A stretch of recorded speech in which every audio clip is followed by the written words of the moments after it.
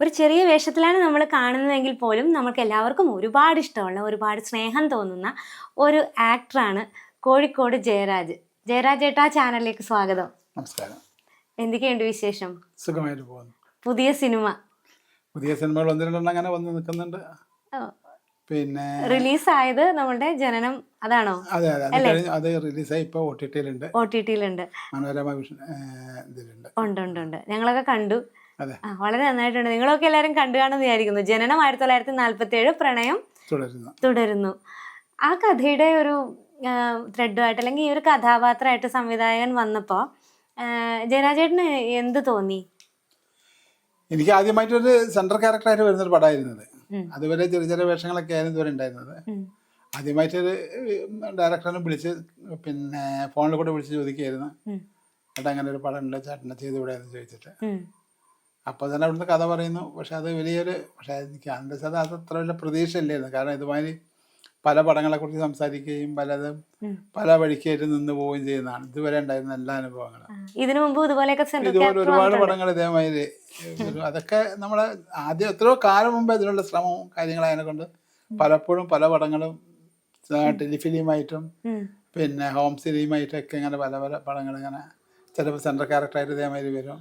അത് അധികം ഇതുവരെ ഉണ്ടായിരുന്ന മുഴുവൻ നിന്ന പോലെ ആയിരുന്നു. ഒന്നെങ്കിൽ പകുതി വഴിക്ക് നിന്ന് പോകും, സാമ്പത്തികമായിട്ട്, അല്ലെങ്കിൽ വേറെ പല പ്രശ്നങ്ങൾ കാരണം അങ്ങനെയാണ്. അതിന് കൂടുതലൊരു സിനിമ ഒന്ന് അന്വേഷിച്ചൊന്ന് ഞാൻ പ്രതീക്ഷിച്ചിട്ടുണ്ടായിരുന്നു.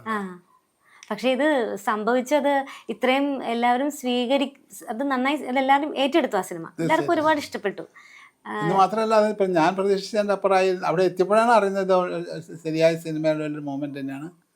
കാരണം വെച്ചാൽ അവിടെ ചെല്ലുന്ന സമയത്തും ഞങ്ങളോട് ഒക്കെ ഞാൻ വിളിക്കുമ്പോൾ പറയുമ്പോഴൊക്കെ തന്നെ പറയും ചെറിയ സിനിമയുടെ പരിപാടിയാണ്, ഞങ്ങൾ ചെറിയ രീതിയിലാണ്, അങ്ങനെയൊക്കെ പറഞ്ഞിട്ടാണല്ലോ തുടങ്ങുക. അതേമാതിരി തന്നെയായിരുന്നു ഇതും തുടങ്ങിയിരുന്നത്. അതിനുശേഷം പിന്നെ പ്രാവശ്യം ക്യാമറമാൻ ഇവിടെ വന്ന് ഫുള്ള് കഥയൊക്കെ പറഞ്ഞു.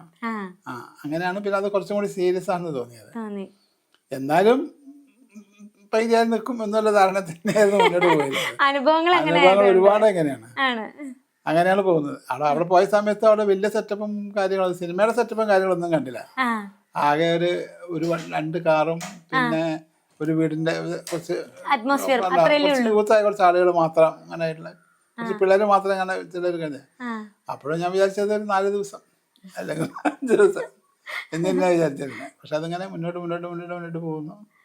ഇവിടെ വളരെ സീരിയസ്, പിന്നെ എനിക്ക് മനസ്സിലായത് വളരെ സീരിയസ് ആയിട്ടാണ് ഇവര് സമീപിച്ചിരിക്കുന്നത്, സിനിമയോട് സമീപിച്ചിരിക്കുന്നത് എന്നുള്ളതാണ്. എന്തായാലും വളരെ നല്ലൊരു സിനിമയായിരുന്നു അത്. അതിങ്ങനെ ആ ഒരു ക്യാരക്ടർ കിട്ടിയപ്പോൾ അതിനകത്ത് പറയുന്നത് വളരെ വളരെ പക്വതയുള്ള 2 പേരുടെ ഇഷ്ടമാണ്. അതിന് പ്രണയം, അത് പ്രണയമാണ് എന്നാൽ ഇതും ഒരു പ്രണയമാണോ, അല്ലെങ്കിൽ ഇത്രക്കൊക്കെ അടക്കത്തോടും ഒതുക്കത്തോടും പ്രണയിക്കാനാവോ എന്നൊക്കെയുള്ളൊരു തോട്ടാണ്. അത് വളരെ മനോഹരമായിട്ട് ജയരാജൻ ചെയ്തിട്ടുണ്ട് കേട്ടോ. ഒരുപാട് ഇഷ്ടപ്പെട്ടു. ഒരുപാട് ഇഷ്ടപ്പെട്ടു. നമ്മൾ ആസ്വദിച്ച് മുഴുകിയിരുന്ന് കണ്ടു എന്നുള്ളതാണ്. അപ്പൊ ആ ഒരു ക്യാരക്ടറിലേക്ക് എത്താൻ വേണ്ടിയിട്ട്, അല്ലെങ്കിൽ എനിക്ക് ഇങ്ങനെ ഈ പ്രായത്തിൽ എനിക്ക് ഇങ്ങനെ ഒരു പ്രണയം ഹാൻഡിൽ ചെയ്യാൻ പറ്റുമോ, അങ്ങനെ ഒരു സംശയം വന്നോ? അങ്ങനെ സംശയമൊന്നും വന്നിട്ടൊന്നുമില്ല. കാരണം ഞാൻ പറഞ്ഞല്ലോ, സാധാരണ രീതിയിൽ ഇങ്ങനെ ചെയ്തു പോകുന്നു, ഇങ്ങനെ നമ്മളെ നിൽക്കാവുന്ന രീതിയിലുള്ള സിനിമ രീതിയിൽ ഇങ്ങനെ പോകുന്നു. പിന്നെ നമ്മളെ ഏത് സിനിമയായാലും ഇപ്പം നിന്ന് പോകുന്നതായാലും നിൽക്കാത്തതായാലും എങ്ങനെയായാലും നമ്മൾ സമീപിക്കുമ്പോൾ അത് അതിൻ്റെതായ സീരിയസോട് കൂടി സമീപിക്കുന്നു, മുന്നോട്ട് പോകുന്നു തന്നെ. അങ്ങനെ പോയതാണ് അതിൻ്റെ കാര്യങ്ങൾ. എത്ര വർഷമായി ഇപ്പം നമ്മൾ സിനിമയിലേക്ക് വന്നിട്ട്? സിനിമയിലേക്ക് വന്നിട്ട് ഇപ്പം എത്ര വർഷമായി എന്ന് പറഞ്ഞാൽ എനിക്ക് തോന്നുന്നു ഒരു 10-25 വർഷത്തോളം ആയി എന്ന് എനിക്ക് തോന്നുന്നത്. അത്രയായി. പക്ഷെ ഇപ്പോഴും പലരും പറയും ഹെലനാണ് വർഷത്തോളല്ല പറയുന്നത്. അതെ. ആദ്യ മൂവി ഏതായിരുന്നു ജയരാജന്റെ? ആദ്യത്തെ മൂവി അഭിഭാഷകന്റെ ഡയറി കുറിപ്പ്, മമ്മൂക്കയുടെ. അതില് റോൾ എന്തായിരുന്നു? 10-25 വർഷത്തോളായി. അതിനകത്ത് റോൾ എന്തായിരുന്നു? അതിനകത്ത് രസകരമായ റോളായിരുന്നു. ഒരു കള്ളൻ, പിന്നെ സാക്ഷി പറയുന്ന കള്ളനായിരുന്നു. ദൃക്സാക്ഷി ഒരു കള്ളനാണ്. അങ്ങനെ വരുന്ന സാധനമായിരുന്നു. സിനിമയിലേക്ക് ആരാണ്, ഏത് വഴിയാ വന്നത്, എങ്ങനെയായിരുന്നു? ഞാൻ ആദ്യം ചെറുപ്പം മുതലേ നാടകം, പിന്നെ 1 മാൻ ഷോ എന്നൊക്കെ പറഞ്ഞിട്ട് എല്ലാവിധ കലാപരിപാടികളിലും മുഴുവൻ പങ്കെടുക്കുന്ന ആളായിരുന്നു. 1 മാൻ ഷോ എന്താ ചെയ്തോണ്ടിരുന്നത്? 1 മാൻ ഷോ ഞാൻ മൈം ഷോ ആയിരുന്നു ചെയ്തിരുന്നത്. മൈം എന്ന് പറഞ്ഞാൽ സിംഗിൾ മൈം, ഗ്രൂപ്പ് അല്ല. സാധാരണ സ്കൂളിൽ കാണുന്ന ഗ്രൂപ്പ് മൈമാണ്, സിംഗിൾ ആയിട്ടുള്ള മൈം. അതിന്റെ ഒരു പിന്നെ എനിക്ക് 1 മണിക്കൂർ 2 മണിക്കൂറൊക്കെ നിൽക്കുന്ന എന്റെ ഷോ ഉണ്ടായിരുന്നു. ആണോ? മൈം മൈം എന്ന് പറഞ്ഞിട്ട്. മൈം മൈം. ആ എന്ന് പറഞ്ഞാൽ ഞാനും ഒരു മ്യൂസിക്കും മാത്രമായില്ല. ഒരു മ്യൂസിക്കിൻ്റെ ഒരു പീസ് വെച്ച് കഴിഞ്ഞാൽ ആ മ്യൂസിക്കിൽ ഉണ്ടാകുന്ന പിന്നെ ഇതിന് അർത്ഥങ്ങൾ കണ്ടെത്തിയിട്ട് അതിലൂടെ ചില കാര്യങ്ങൾ പറഞ്ഞു പോവാന്നുള്ളത്. അതായത് 10 മിനിറ്റ് 15 മിനിറ്റ് ഒക്കെ ഉള്ള ചെറിയ ചെറിയ ചെറിയ ചെറിയ സ്മോൾ പീസുകളാണ്. അങ്ങനെയാണ് ചെയ്തോണ്ടിരുന്നത്. അതായിരുന്നു പിന്നെ എൻ്റെ ഒരു 1 മാൻ ഷോ എന്നുള്ള എൻ്റെ സംഭവം. പിന്നെ ഞങ്ങളിവിടെ ജയപ്രകാശ് കുളു എന്ന് പറയുന്ന ഒരു കക്ഷി ഉണ്ടായിരുന്നു. അങ്ങേര് ഇതിൻ്റെ ഒരു ഉസ്താദാണ്.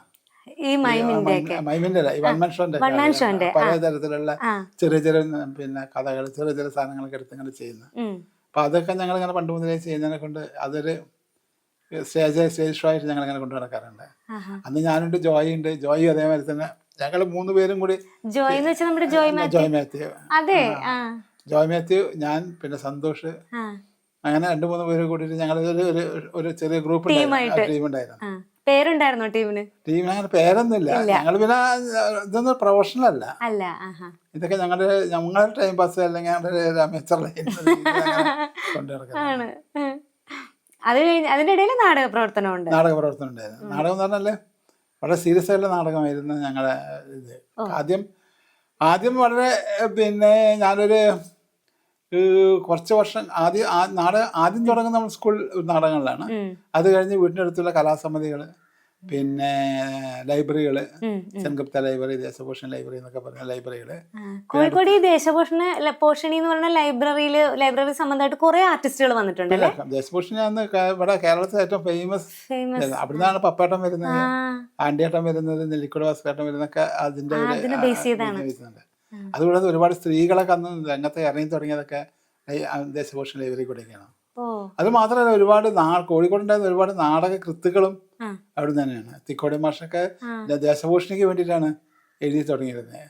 പിന്നെ കെട്ടി ഇവരൊക്കെ ദേശഭൂഷണിക്ക് വേണ്ടിയിട്ടായിരുന്നു ആദ്യം എഴുതി തുടങ്ങിയത്. പിന്നെ അവർക്ക് സ്ഥിരമായിട്ട് എഴുതാനുള്ളതിനെ കൊണ്ട് ഇവര് അങ്ങനെ നാടകങ്ങൾ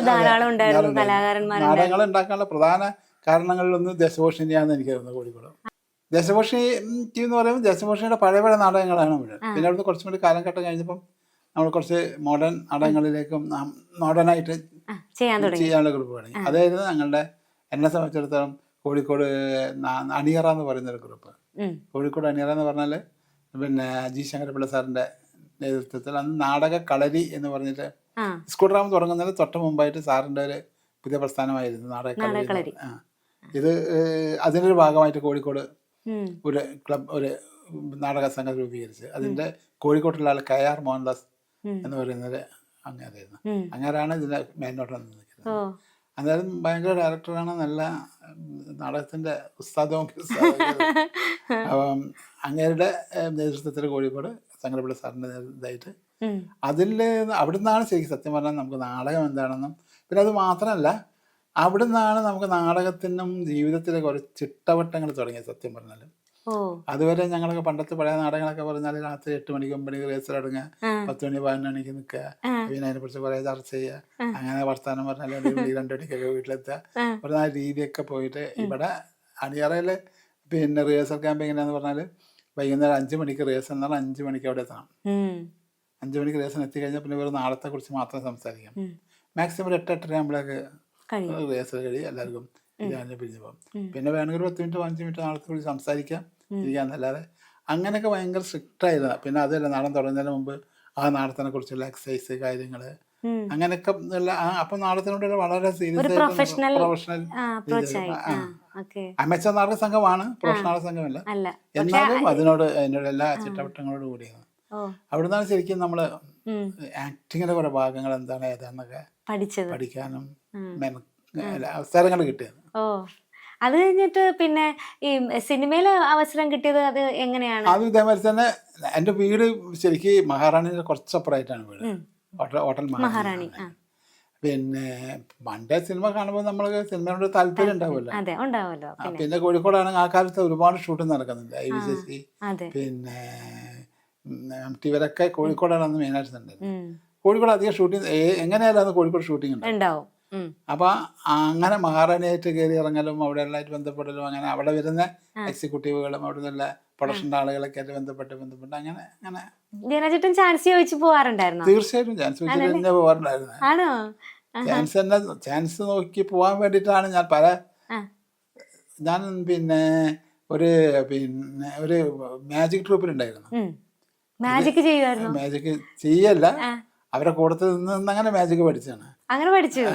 അത് മാജിക് ട്രൂപ്പ് ഉണ്ടാവാനുള്ള കാരണം ഞാൻ ഈ പറഞ്ഞതാണ് ഞാൻ പറയുന്നത്. ഈ ചാൻസ് ചോദിച്ചപ്പോൾ കാരണം മാജിക് ട്രൂപ്പ് പല സ്ഥലങ്ങളിലും പോകും, കണ്ണൂർ തലശ്ശേരി പല സ്ഥലങ്ങളിലും പോകും. അപ്പോൾ ഈ ട്രൂപ്പിൽ ഞാനന്ന് മ്യൂസിക് വായിക്കുമായിരുന്നു, ജാസ് ഡ്രമൊക്കെ വായിക്കുമായിരുന്നു. എല്ലാം ഉണ്ട് അപ്പൊ കയ്യില്, എല്ലാം ഉണ്ട്. അപ്പം അവരെ മ്യൂസിക് വായിക്കാൻ വേണ്ടി പോയി കാണിച്ചാല് മാജിക് ആണല്ലോ, അപ്പൊ ഒക്കെ സീക്രട്ട് കാര്യങ്ങളാണല്ലോ. അപ്പം അവര് എല്ലാ സാധനങ്ങളും പല സ്ഥലത്ത് പാക്ക് ചെയ്ത് വെക്കും സമയത്ത് നമുക്കുള്ളിലേക്ക് പ്രവേശനമില്ല. അപ്പൊ നമ്മൾ പുറത്തിരിക്കുക. അപ്പൊ ഞാൻ രാവിലെ എണീച്ചെങ്ങാണ്ട് ആ ഭാഗത്തുള്ള സിനിമേന്റെ ആളുകൾ തെരഞ്ഞു പോകും.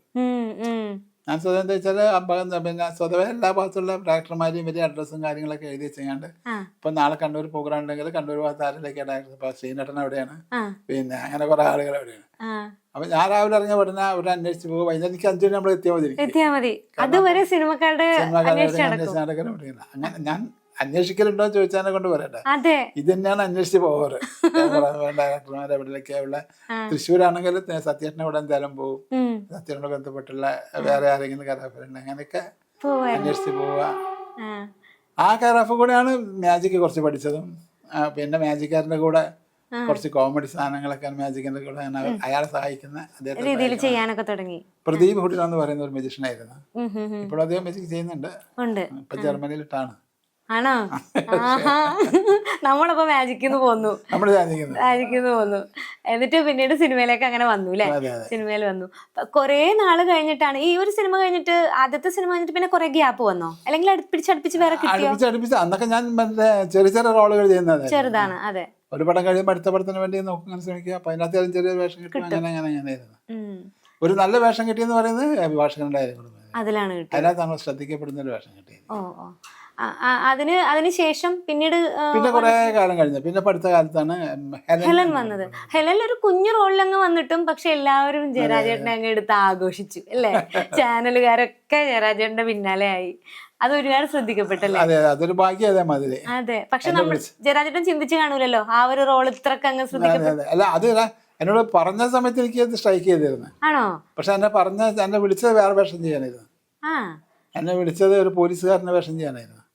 അപ്പം എന്നെ വിനീതാണ് വിളിക്കുന്നത്, വിനീത് ശ്രീനിവാസനാണ് വിളിക്കുന്നത്. പക്ഷേ വിനീതിന് ഞാനങ്ങനെ ഒരു ഫോട്ടോ ഒക്കെ അയച്ചു കൊടുത്ത്, അതൊരു പോലീസുകാരുടെ ഫോട്ടോ ആയിരുന്നു. ഏതൊരു സീരിയൽ എടുക്കുന്ന സമയത്ത് ആ ഫോട്ടോ ചുമ്മാ അയച്ചു കൊടുത്തിരുന്നു. അപ്പൊ അവന്റെ ഒരു ഫ്രണ്ട് ഇങ്ങനെ പടം എടുക്കുന്നുണ്ട് എന്ന് പറഞ്ഞാണ്ട് ആ ഫോട്ടോ വിട്ടതാണ്. അപ്പൊ ആ പടത്തിൽ കണ്ടൊന്നിട്ട് പോലീസുകാരുടെ വേഷമുള്ള എന്നെ കൊണ്ട് എന്റെ പോലീസുകാരുടെ വേഷത്തിലേ വിട്ടു. പക്ഷെ പോലീസുകാരൻ്റെ അപ്പൊ അവിടെ എത്തിയപ്പോൾ അവന്റെ ഡയറക്ടർ പറഞ്ഞു, ജയേട്ടന് പോലീസുകാരന്റെ വേഷമല്ല ഞങ്ങൾ കാണുന്നത് ഒരു സെക്യൂരിറ്റിന്റെ വേഷമാണ്. പക്ഷെ പോലീസുകാരന് അത്ര വലിയ വേഷമൊന്നുമല്ല, ചെറിയ വേഷമാണെന്നാണ്. അപ്പം എനിക്ക് എന്തായാലും ഞാൻ പറയാം എന്തായാലും വേണ്ട, ഞങ്ങൾ വരുന്ന ഏത് വേഷം നമ്മൾ ചെയ്യാന്ന് പറയുന്നത്. അപ്പൊ അങ്ങനെ കഥ പറഞ്ഞപ്പോ എനിക്ക് തോന്നി പോലീസുകാരനെക്കാട്ടും നല്ല വേഷം.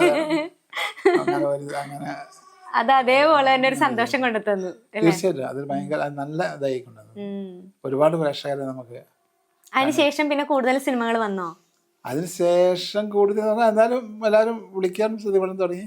അതിനുശേഷമാണ് വിളിക്കുന്നത്. അത് നമ്മുടെ ഈ പ്രണയം അഭിജിത്ത് അശോക് എന്ന് പറയുന്ന.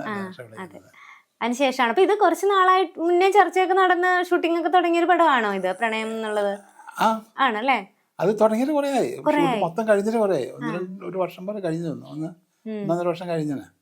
ഇവനെ ഇവരതോടെ വെച്ചിരുന്ന് ഇങ്ങനെ സാമ്പത്തിക പ്രശ്നം ഞാൻ പറഞ്ഞത് അങ്ങനെയായിരുന്നു. അതെ, ഷൂട്ട് കഴിഞ്ഞ് പിന്നെ ഡബ് ചെയ്യാനുള്ള പൈസ ഇല്ല, പിന്നെ കുറെ വെയിറ്റത് അങ്ങനെ. അത് കണ്ടിട്ട് വല്ല ആരെങ്കിലും ഒക്കെ വിളിച്ചോ ഈ മൂവി കണ്ടിട്ട്? അഭിപ്രായങ്ങൾ എല്ലാവരും വിളിച്ചിരുന്നു.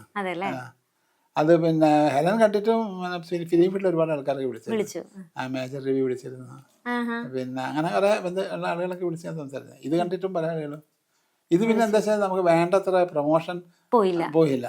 ഈ മറ്റേ ഓൺലൈൻ സംഭവങ്ങൾ ഉണ്ടായെങ്കിലും കൂടി ഈ പോസ്റ്റേഴ്സും കാര്യങ്ങളൊന്നും ഉണ്ടായില്ല. അതുകൊണ്ട് കൂടുതൽ പേര് അറിഞ്ഞില്ല. പിന്നെ അവാർഡൊക്കെ കിട്ടിയപ്പോഴാണ് കുറച്ചും കൂടി. എനിക്കൊരു ജാഗ്രൻ അവാർഡ് ബെസ്റ്റ് ആക്ടർ ബോംബെയിൽ വെച്ച് നടക്കുന്ന. അതാണ് എന്റെ ജാഗ്രൻ. അത് പിന്നെ നമ്മൾ അതൊരു വലിയ അവാർഡാണ്. ഉം. കാരണം വെച്ചാൽ ബോംബെയിൽ നടക്കുന്ന പിന്നെ മറ്റേ ഒരുപാട് പിന്നെ ഭാഷകളുടെ ഇടയിൽ നിന്ന് എടുക്കുന്നതാണ്. അതിനകത്ത് ബെസ്റ്റ് ആക്ടറുള്ള അവാർഡ് നമുക്ക് ഉണ്ടായിരുന്നു. അത്രയും നല്ല പെർഫോമൻസ് ആയിരുന്നു നിങ്ങൾ അതിനകത്ത് ഉണ്ടായിരുന്ന ഓരോരുത്തരും. നമ്മൾക്ക് എല്ലാവരും നന്നായി ചെയ്തിട്ടുണ്ട്. നന്നായി ചെയ്തേക്കുന്നു അത്രയും നന്നായിട്ടുണ്ടായിരുന്നു. അത് കാണാത്തവരുണ്ടെങ്കിൽ അതൊന്ന് കാണണം കേട്ടോ, കാരണം അത് നമ്മളെല്ലാരും കണ്ടിരിക്കേണ്ട ഒരു സിനിമയാണ്. അത്രയും നന്നായിട്ടുണ്ട്. പിന്നെ ചേട്ടൻ ആരൊക്കെയാ വീട്ടിലുള്ളത്? ആരൊക്കെയാണ്? വീട്ടിലിപ്പോൾ ഉള്ള വൈഫാണ്, പിന്നെ 2 പെൺകുട്ടികളാണ്. അവരെ ഹസ്ബൻഡ് ഭർത്താക്കന്മാരാണ്. ഒരാള് മനോരമ ചാനലിലായിരുന്നു വർക്ക് ചെയ്തിരുന്നത്. ഇപ്പൊ അവളെ ചാനൽ വിട്ടിട്ട് മനോരമ വിട്ടിട്ട് ഇപ്പൊ സ്വന്തമായിട്ട് ഇതേമാതിരി നിങ്ങളുമാതിരി ചെറിയൊരു ചാനൽ നടക്കുന്നുണ്ട്. രണ്ടാമത്തെ മകള് മീഡിയ വണ്ണില് സൗണ്ട് എഞ്ചിനീയറായിട്ട് വർക്ക് ചെയ്യുന്നുണ്ട്. രണ്ടുപേരും അവരുടെ ഹസ്ബൻഡും അങ്ങനെ തന്നെയാണ്. ഒരാൾ സ്വന്തം സ്റ്റുഡിയോ പിന്നെ കോഴിക്കോട് നടത്തുന്നുണ്ട്. പിന്നെ മറ്റാള് മനോരമ തന്നെയാണ്.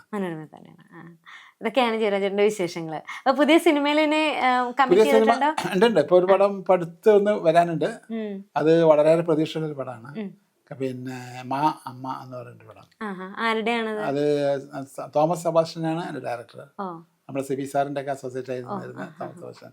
നല്ലൊരു വേഷമാണ്. നല്ല വേഷമാണ്. പടം നന്നായി വന്നിട്ടുണ്ട്. ആ പടം വളരെ നന്നായിട്ടുണ്ട്. അതുവരെ ഇപ്പം ഈ ഫെസ്റ്റിവലിന് അയക്കാനുള്ള പരിപാടിയിലാണ്.